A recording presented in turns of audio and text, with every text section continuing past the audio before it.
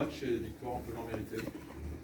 Oui, gros match avec beaucoup d'intensité, notamment en première mi-temps. On a été capable de bien respecter ce qu'on voulait faire. Je pense même qu'on était peut-être un peu en sur-régime. Après, la problématique qu'on a rencontrée, c'est qu'on a blessé 2 gars à l'échauffement. Donc ça a modifié un peu notre composition d'équipe.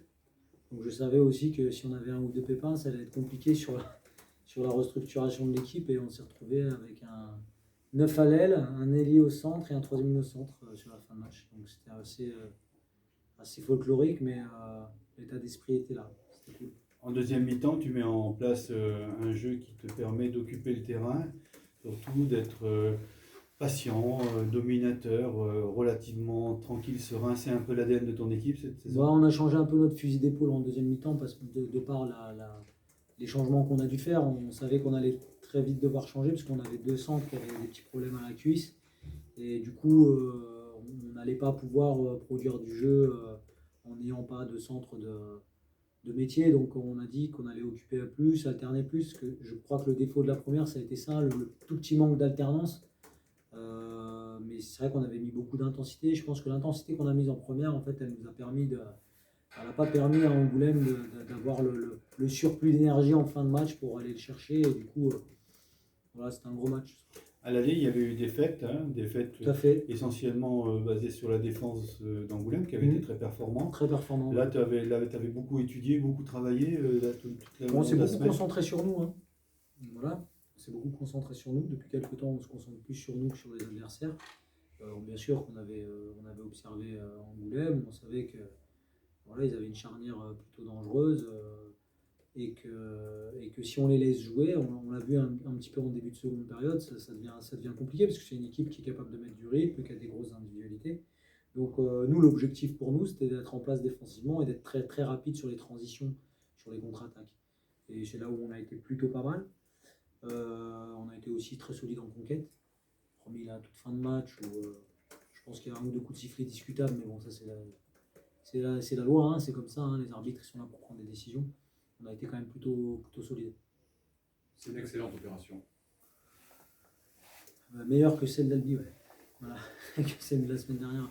Ouais, juste par rapport à ça, je pense que la défaite d'Albi a été fondatrice. J'en avais parlé.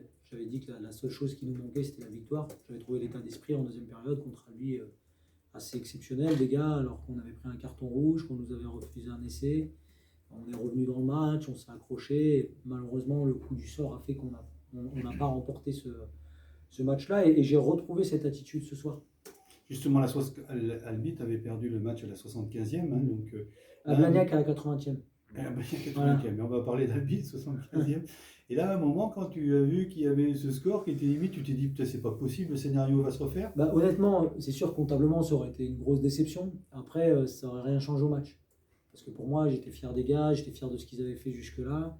Je trouvais qu'on avait réussi à garder la main sur le match en ayant, je dis, autant de changements, en n'ayant pas des mecs à leur poste.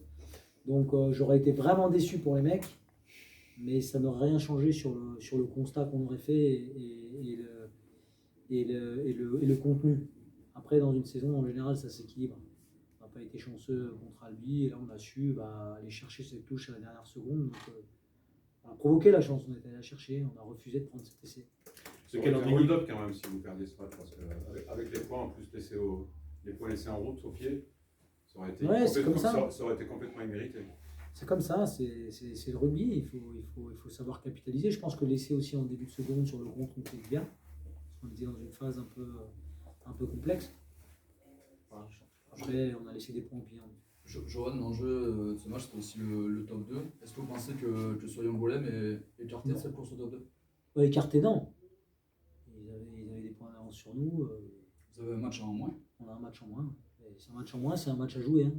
Et donc à gagner, forcément. Donc pour l'instant, ils ne sont pas écartés. Je pense que même si nous, on avait perdu, il y aurait encore une petite chance. Ça dépend aussi des résultats de Albi, parce qu'il y a Albi qui est plutôt bien placé dans la course. Voilà, aujourd'hui, rien n'est fait. Hein. Justement, ce match en moins vient